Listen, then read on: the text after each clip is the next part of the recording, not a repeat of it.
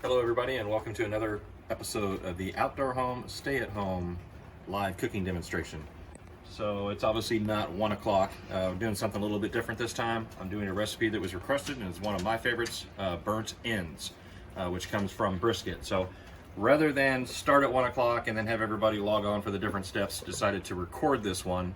It's an overnight cook, so it's about 8 o'clock right now. I'm going to start the process with lighting the egg, show you how I have it set up, and this will be in several segments. I'll show you what I do with the actual burnt ends, how we create that, and then this is going to be lunch for several of our staff tomorrow. So you'll be able to see the whole process. It'll probably last 20 to 25 minutes on the whole video, and we'll get started with step one. You don't get to choose the weather, so even though we're kind of giving the message to, even though you have to stay at home, doesn't mean you have to stay inside. Right now, not just because it's dark, but it's also currently raining. So I will show you, which is a good example to show how you can cook in a big green egg on any weather conditions, rain, snow, beautiful weather, regardless. So maybe we'll have some of that in the morning. So we'll get started, and I'll take the phone from my camera operator because I would never ask anybody else to go through when I'm going to go through and get soaking wet here. So hopefully you can see this if I turn the light on. Okay, live TV, that's not going to work. So you'll see the light. I've got a fire starter stick that's in here. Just going to dig a little spot. You can see when I actually use the lighter.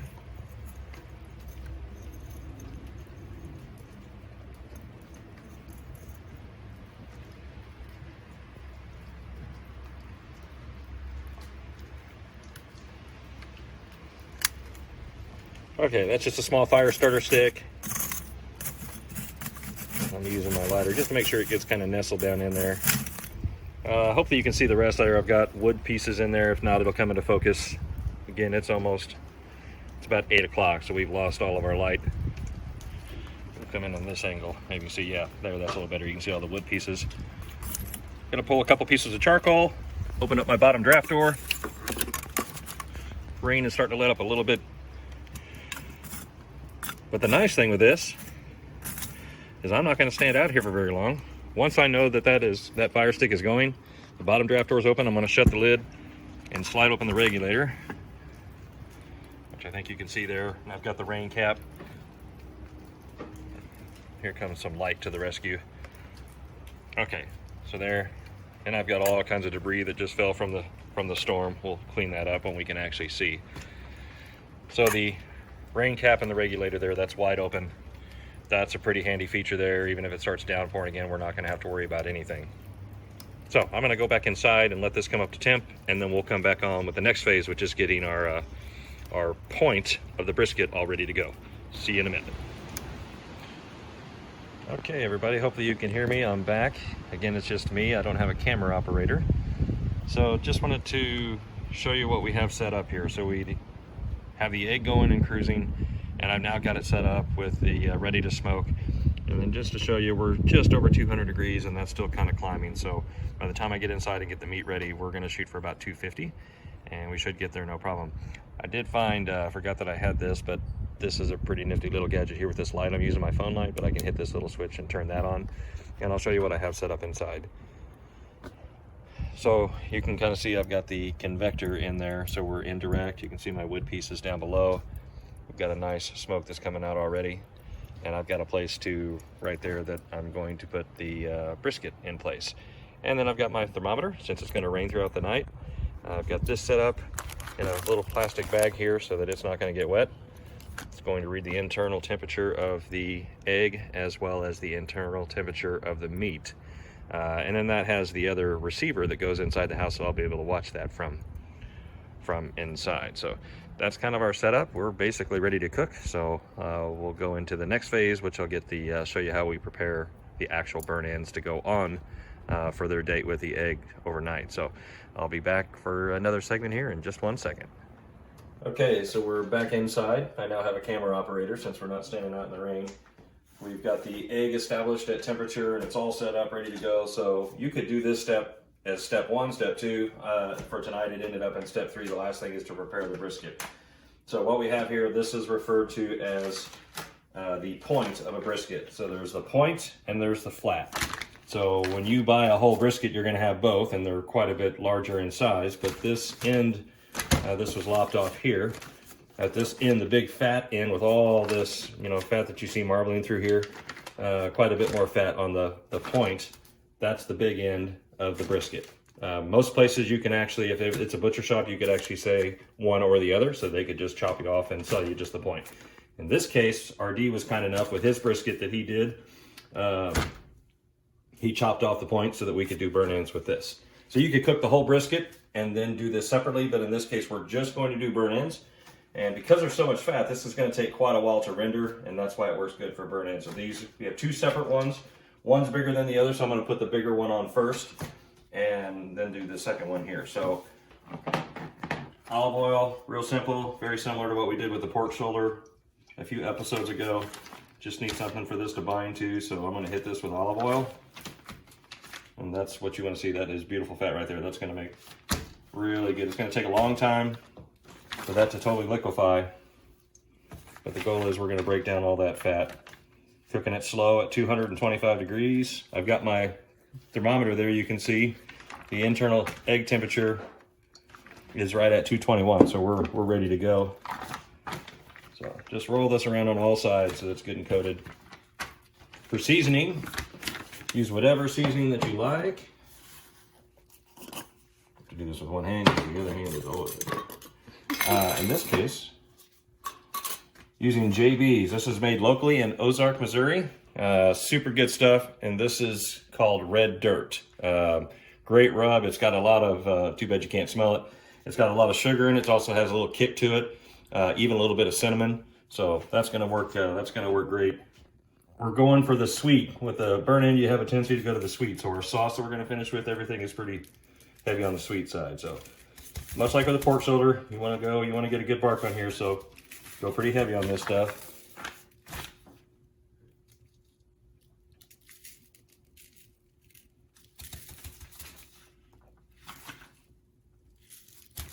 So much quieter in here without all the birds chirping in most of our videos.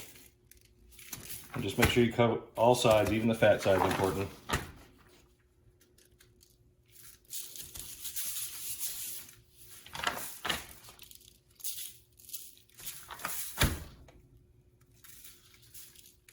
So you could do this ahead of time and let it sit if you want. It's going to be on the egg long enough that it's not going to really matter.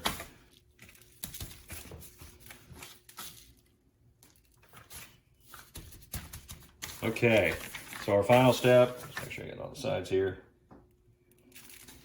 The next time I come back on the video here, it's probably going to be could be pretty close to morning time, because I'm going to go put these on the grill. And there's no science to that. It's just, it's all ready to go, and you already saw what was outside. So I will put these on the grill, fat side down. I like to actually have that cap kind of protected on the, well, it's got fat on both sides, but that is our bigger fat there. So I'm gonna put them down just like this. I've got my temperature there that's going to, I'll probe the smaller piece. I'm gonna put the bigger one on first and give it a head start for a couple hours, because it's obviously gonna take a little bit longer.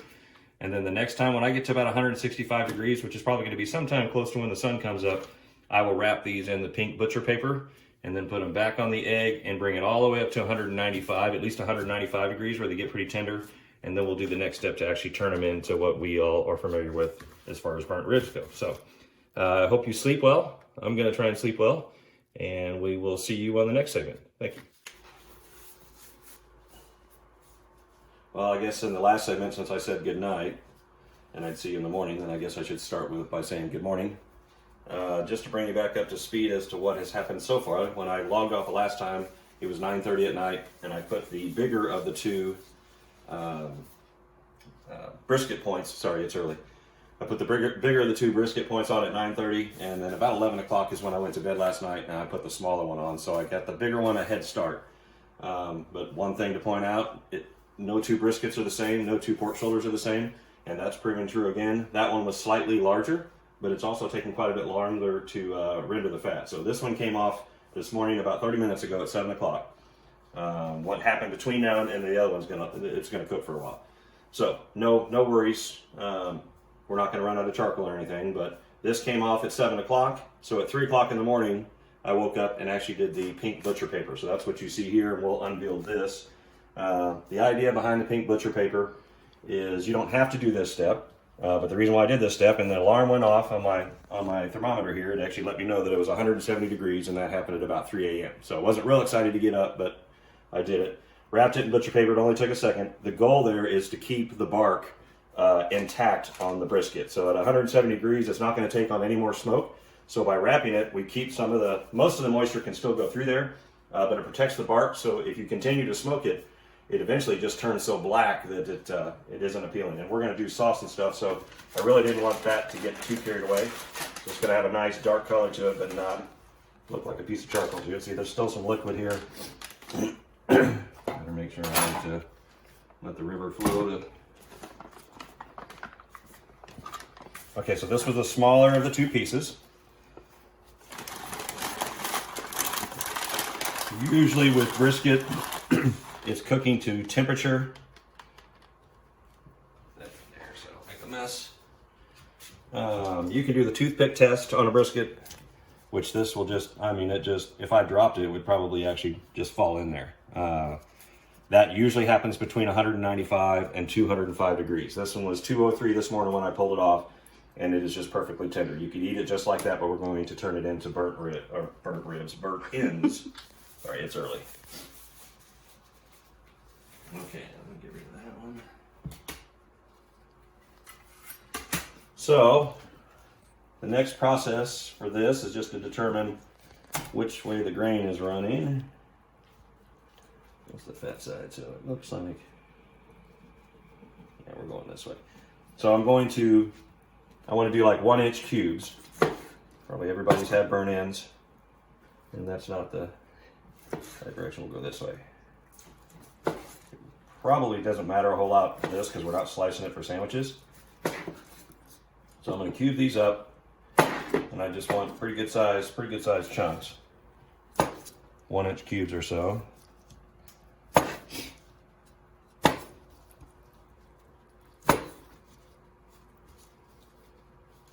Alright, those are pretty good.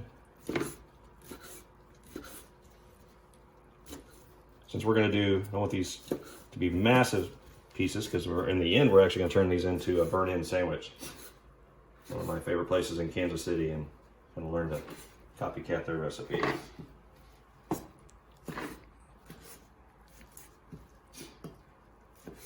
So again, this was the smaller of the two of the points of the brisket. And I'm trying to do the math in my head, but it's too early to do that. If we put this on at 9:30 last night when I signed off, and it came off at 7, it's going to take a minute to do the math on that because I'm still on my first cup of coffee. I guess everybody can do their own math.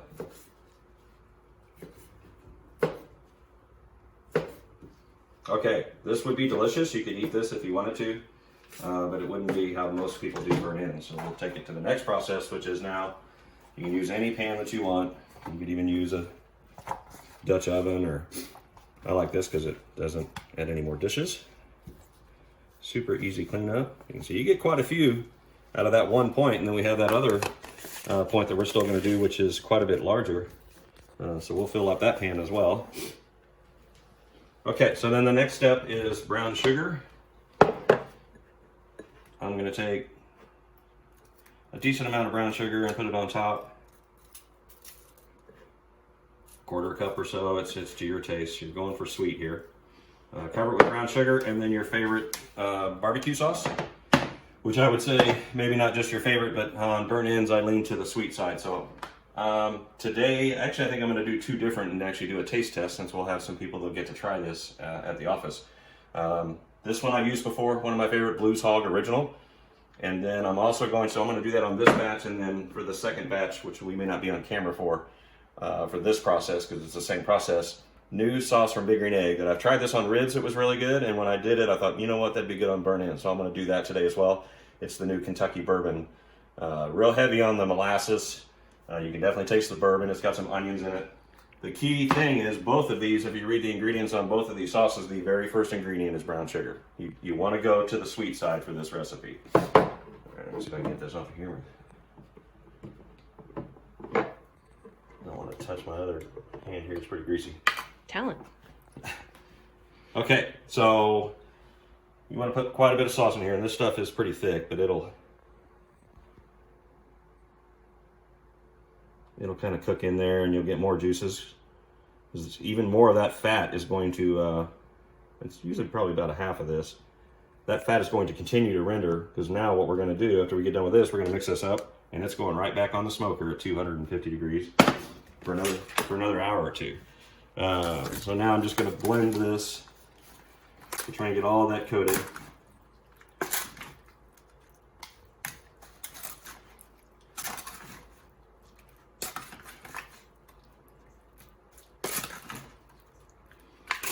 So this is where you can kind of tell whether or not you've got enough sauce, because you don't want to see any dry spots on any of those. In the event that your sauce, both of these sauces are pretty thick. In the event that you feel your sauce is too thick and it's not coating like this is right here, you can use beef stock. I don't think I'm going to need that. You can just put a little bit of splash of that in there, and add a little bit more brown sugar if you add that, because you're not going for the saltiness here. You definitely want on the sweet side. Okay, so that's ready for the next step of our, I guess this was step 4 of the burn-in process. So all I'm going to do is uncover, put this back on the smoker. Did you say uncovered? Yes. Okay. Yep. No need to cover this, because we're not just heating. We actually will get some more smoke. 250 degrees back on the smoker for usually an hour to 2. We want all that sugar and that barbecue sauce to caramelize on there, and I'll show you the finished product, what it'll look like. You could eat that right there if you wanted to, but it's going to get even better when it spends another couple hours on the smoker, and then we'll go to the final step. So thanks again for watching, and I'll be back here shortly with the next step. Thank you. Okay, hello everybody. I'm back for the final segment of the burnt end cooking show that we did. So we started this one, just to recap, we started this cook last night. I lit the big green egg at 8 o'clock, got the temperature established at 250 degrees. We prepped the point from the brisket and put that on. I put the first one, the smaller one, on at 9:30 and the second one on at 11, and then wrapped them in butcher paper as we saw at about 3 a.m. And then you saw the process of actually chopping up the burn ends, put them back in. So this is the second of the two. The first one came off about an hour and a half ago. And then this is the second that we'll show on the reveal. And then I'll show you the trick that I like to do. Burn ends are just great on a plate with some sides, but I also like to make a sandwich out of it. So I lost my camera operator again. She's actually busy working, so I'll try and do this on my own without messing this up. So here is the finished burnt end product. You can see all that. This is the second one, so this would be the big green egg sauce that we did, the Kentucky bourbon sauce. The first one was the Blues Hog, both available, of course, at Outdoor Home. Curbside pickup, delivery option, come to the store, whatever suits your fancy. So there you can see the finished process. All that goodness is glazed on there. And now I'm going to remove that. I'm going to try and do this one-handed.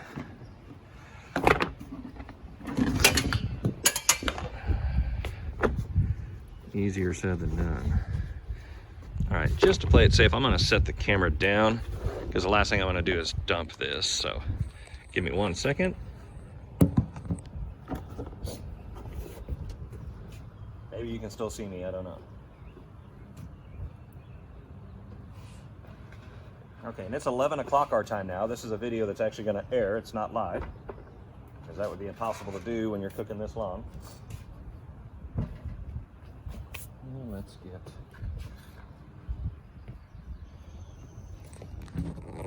Okay, I'll grab the camera back here, and we're still recording, which is good. So now I'm going to turn this into a sandwich. So I've got a slotted spoon here. Just stir up. You've got some juice there at the bottom. Try and keep my finger out of the picture here. So those just look amazing. Nice caramelization on there. Some of that sauce is okay, you just don't want too much. Put some of these on the actual. I prefer to do this on a bun. This store was totally out of buns, so in today's times, you just take what you can get. So we may do with some toast. It's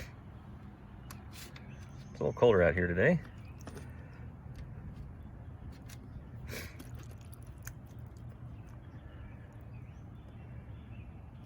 Cheese is going to help hold all this together. I try and find it's almost like a puzzle here to put all the pieces in place.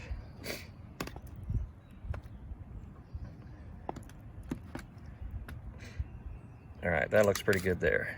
Whoops. Now what I'm going to do, I've got a hot grill over here from earlier. I'm going to put a piece of, I like to do pepper jack, fresh out of pepper jack at the store as well. So we have a piece of smoked Gouda. And I've got a hot egg. This is just a disposable pan for the Mini Max. It's clean, so I'm going to use that. Keeps it nice and easy. Throw that in there just to let that melt. While that is melting, I wanted to show one other thing that I think is pretty impressive. It just blows me away.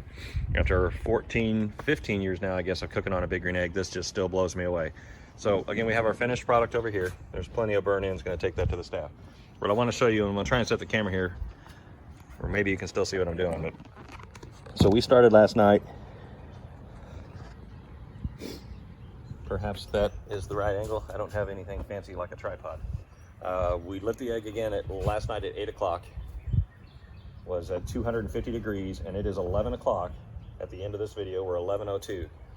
250 degrees that entire time to make the burn-ins. I just want to show you how much charcoal is still left. I never reloaded charcoal. We'll actually shut this down. It's still cruising when I took that off. Get a little space here. This is hot, but I'm going to remove this because I want you to see how much it just blows me away every time. That would be, if my math is right, that's 16 hours, a little over 16 hours. And take a look here. When I zoom in, it was harder to see last night. Look at how much charcoal is actually still left. Amazing.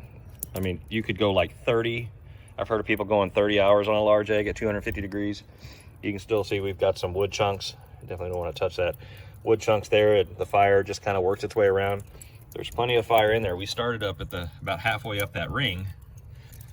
So I always add and make sure I have plenty of charcoal, but realistically, it looks like I had twice as much as I need. So they're super, super efficient. Such a cool feature. And then of course, when I shut this down, that's the charcoal. The next time I come on, I might be lighting this egg, and that's the charcoal we're going to use again. So just an amazing, amazing with the Big Green Egg and how it can so efficient. Okay, so I've shut that down. It's not going to take long for our cheese to melt over here. We'll take a look at what we got. We're cruising about 400 degrees. Yeah, Gouda's going to take a little bit longer to melt. And I'll just put that right on top to make a burnt in and cheese sandwich. One of my favorite things to do with the burn-ins, just ooey gooey goodness, and you can even put more sauce on there if you really like it saucy, but it's pretty flavorful as it is. So I'm gonna let that go for just about another 60 seconds or so to finish melting the cheese on top. Set that right there next to it. Thank you so much for tuning in this case on the video that we segmented together. Hopefully it makes sense as it all segments together. If not, please feel free to put any questions or anything in the comments, and I'll definitely address those after this does play. So just because we have to stay at home doesn't mean we have to stay inside. So get out there and try something new on the grill. You might just surprise yourself. So thank you again for watching. I'll catch you the next time.